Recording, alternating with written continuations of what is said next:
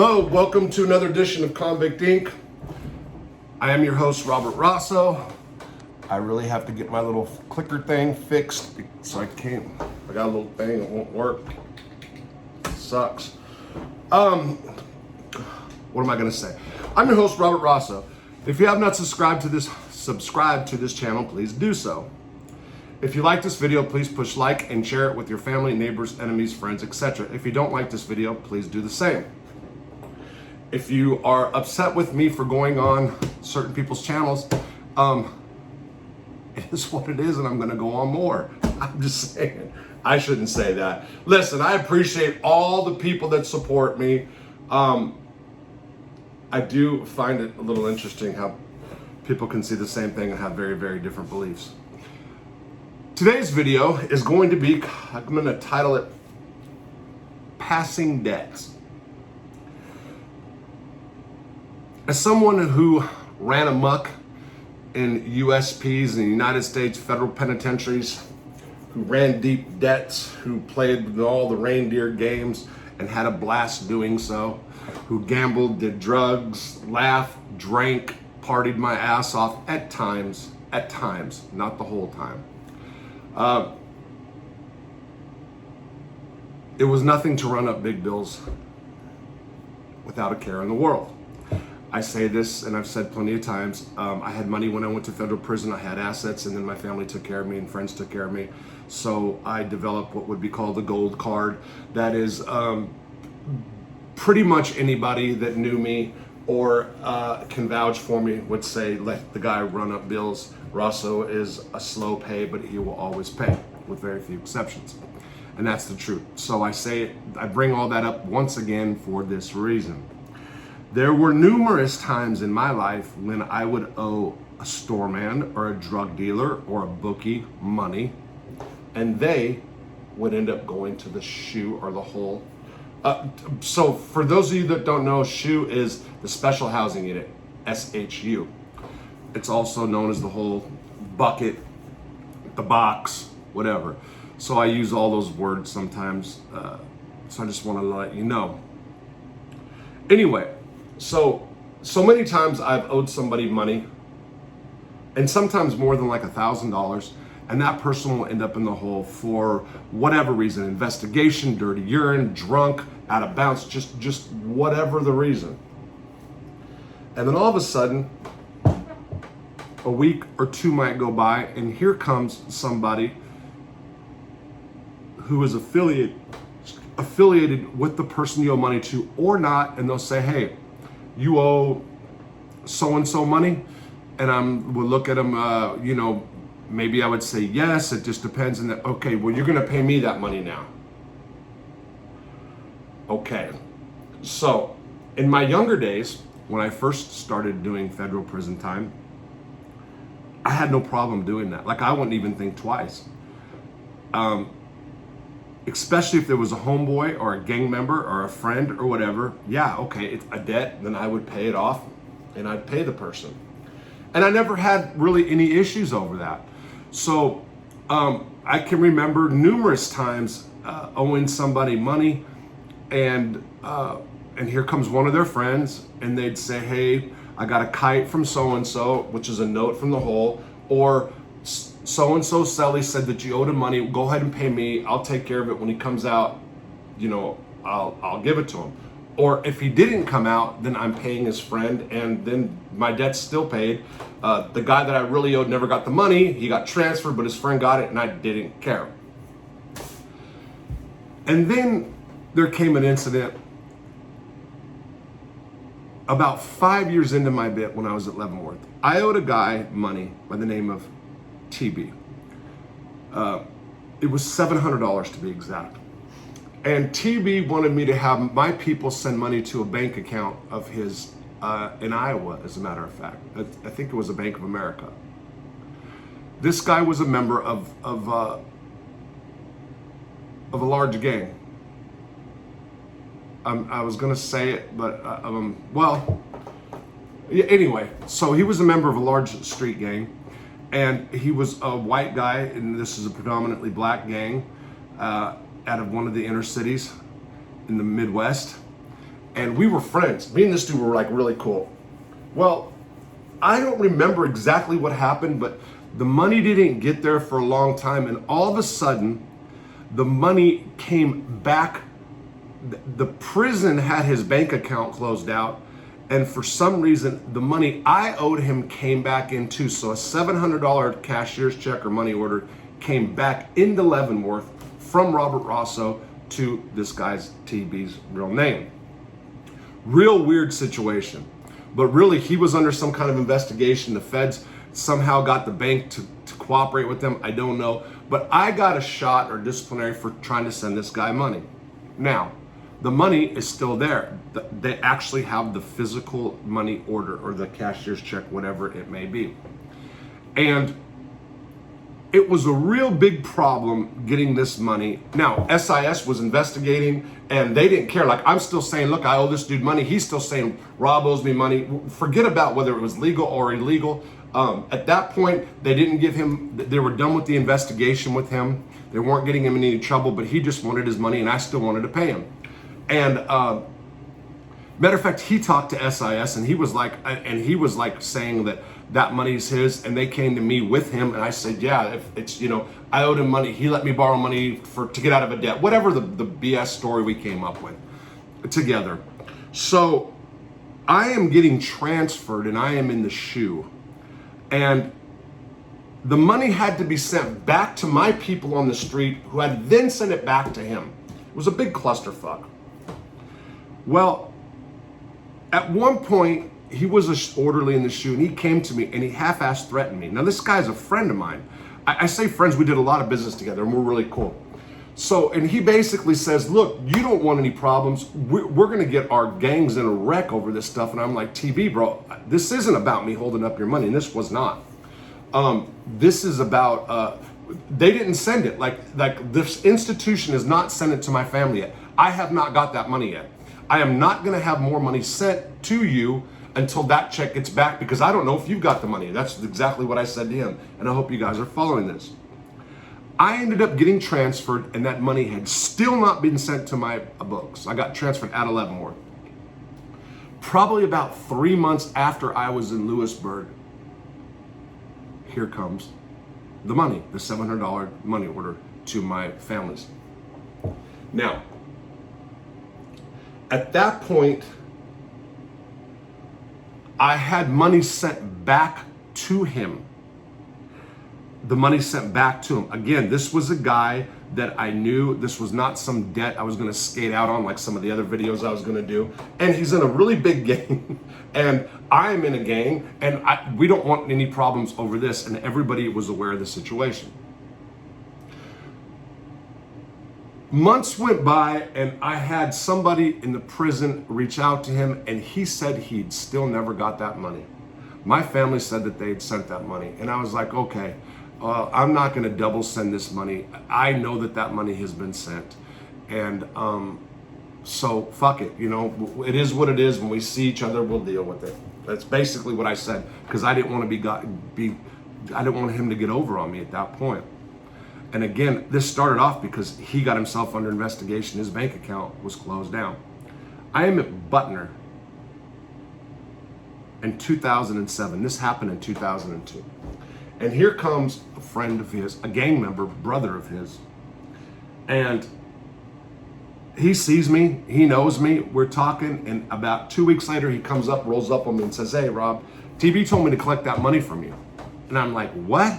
He's like, yeah, TB wants me to collect that. I said, man, I paid that a long time ago. And there's a kite from dude, and he said that I never got that money, blah, blah, blah. Now, it has been so long, and I was strung out on pills in the hospital at Butner FMC.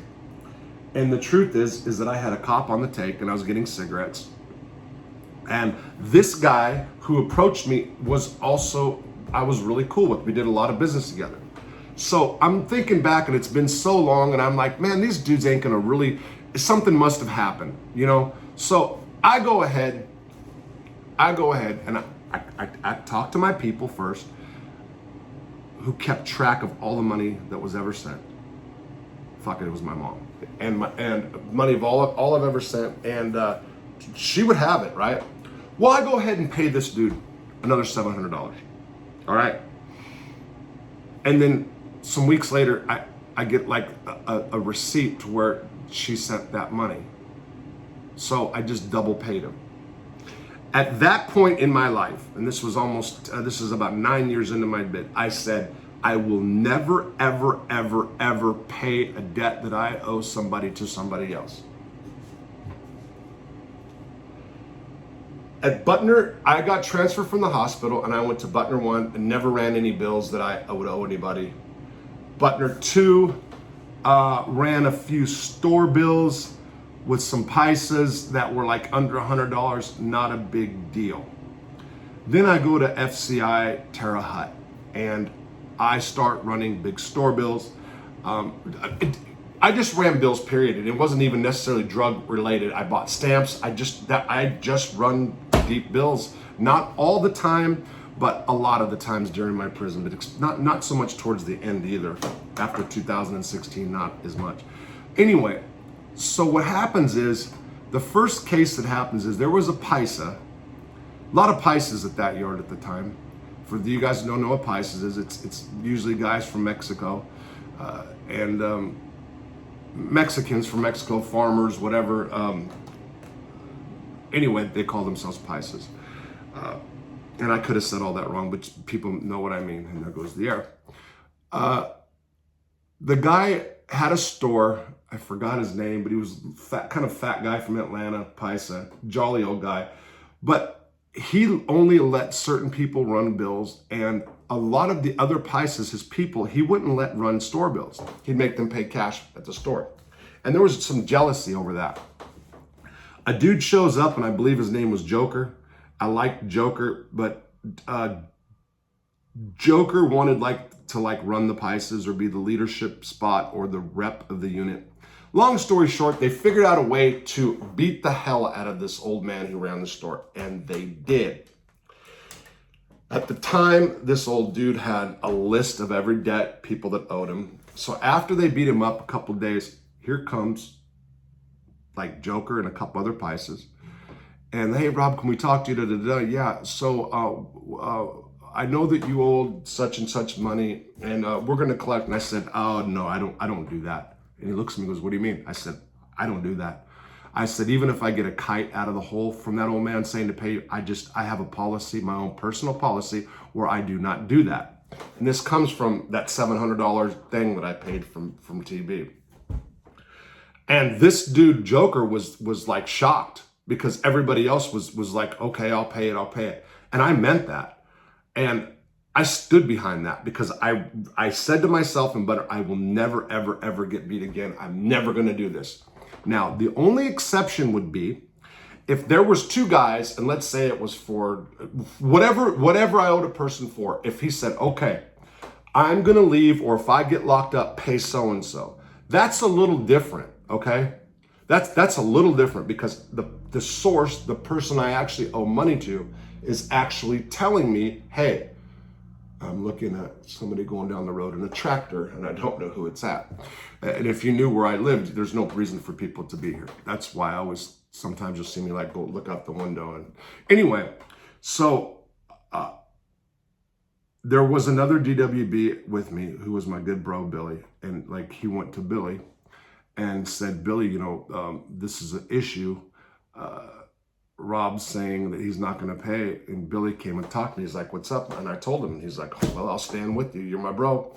So I'll stand with you on this, and whatever.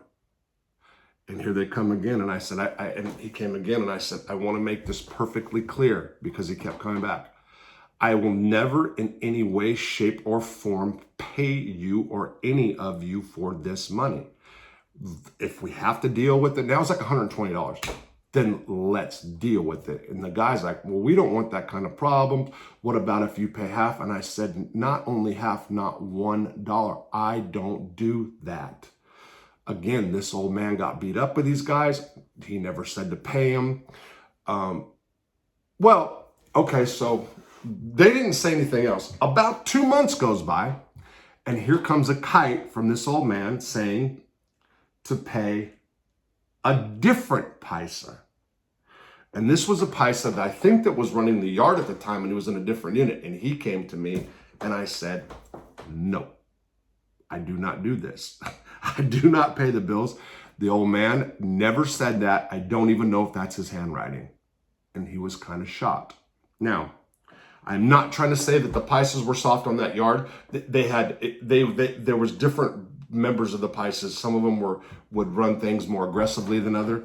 But in that instance, it was over. At that point, it was over. They're like, it's not worth $120 to get in a fight for any reason or lose any of their members for any reason. That's just the way it was. The next time this happened was I was moved to E Block for a short period of time. There was a guy that was a guy from Chicago.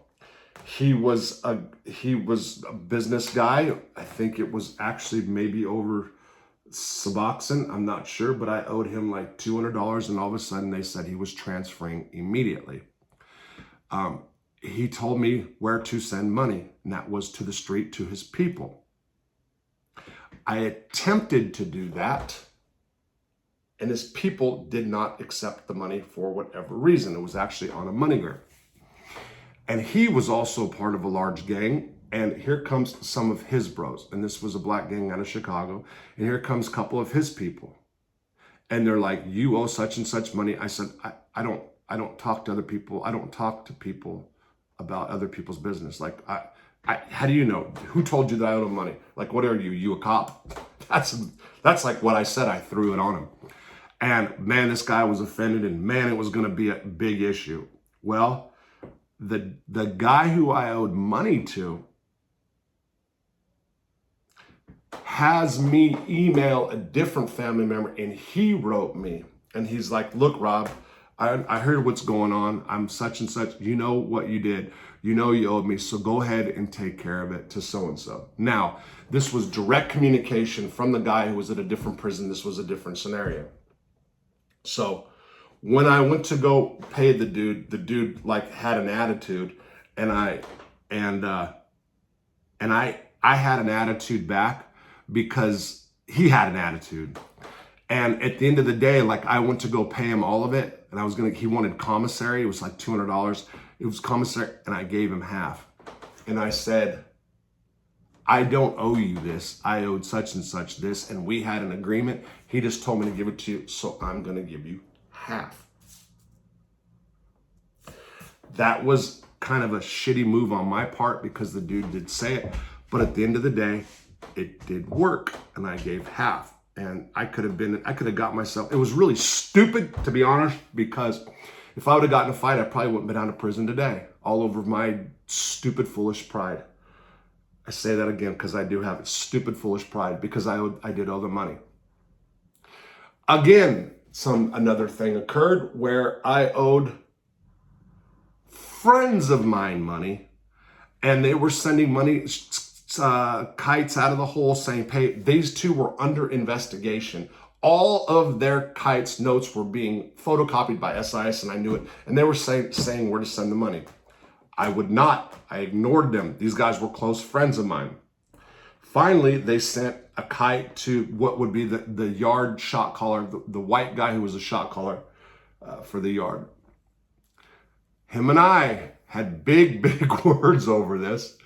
And he kind of throws on, these two dudes were your friends. How can you not pay them? And I said, listen to me.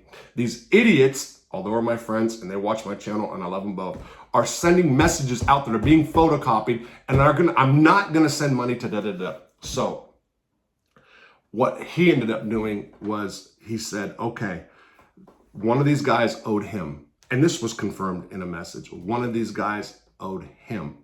So he said, okay, well, he owes me, so you can go ahead and give me X amount of dollars, and then we'll be even. And I owed $400, and they owed him like $150. And at the end, when I went to go pay him, he told me to give him $100 worth of stamps. So what is the moral of this story? The moral of this story is this. First of all, don't do drugs in prison. Don't gamble in prison. Don't touch the TV in prison and you'll be fine more than likely, unless you're in a USP and you have to get into certain things because of the color of your skin. The big race war that could always be coming, whatever. If you're white, you're going to be in the white car in a unit no matter what. 9 times out of 10, just depends. But it should always be, if you run debts, there should always be something figured out right off the rip. If something happens to you, bro, the person you owe money to, what do you want me to do with this money? Because you can get beat. It can cause you lots of problems. You can have other people coming to you because they know that you were doing business with them, and they can put some kind of a press on you. And I don't mean press like you're a punk and try to get you for money, period. But what happens when somebody goes to the hole and then their friends could be dope fiends, they could be just looking for money, they could not like you, and they can get some other people that are involved in their gang or car and press up on you and cause you a bunch of problems. I could have caused a lot of problems for myself just by going against the Pisces, over $120. I would not be out of prison today if they decided to jump me or if we were going to fight about it, because I was game to fight. I say this all the time when I talk about fighting. I was never, ever, and I'm not, nor am I a tough guy. I will show up to the fight. That's what matters in prison. And especially when I feel like I'm being challenged or if I'm in some kind of a mood, then it can be uglier. So I put myself in situations that I really never had to be.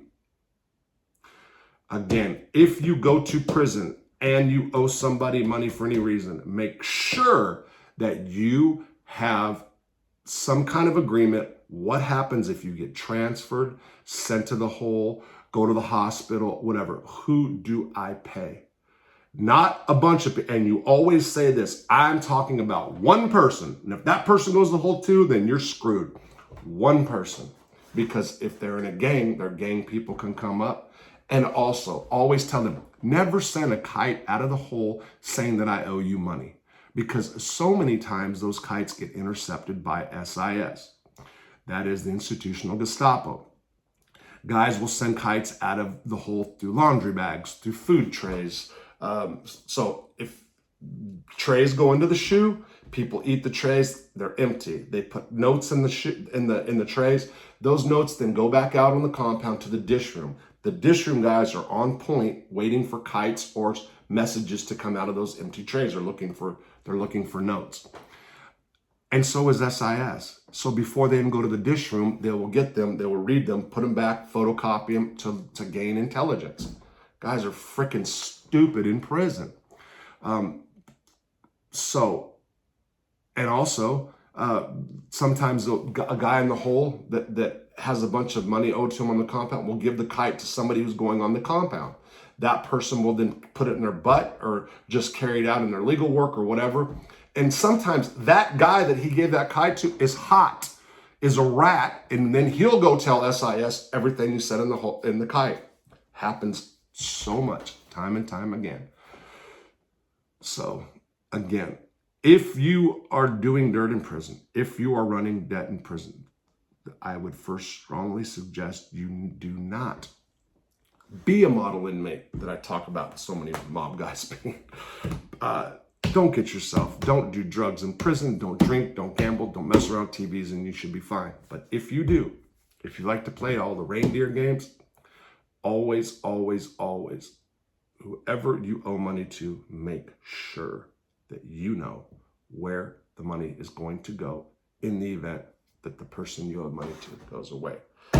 And that is my video message for today. Peace out.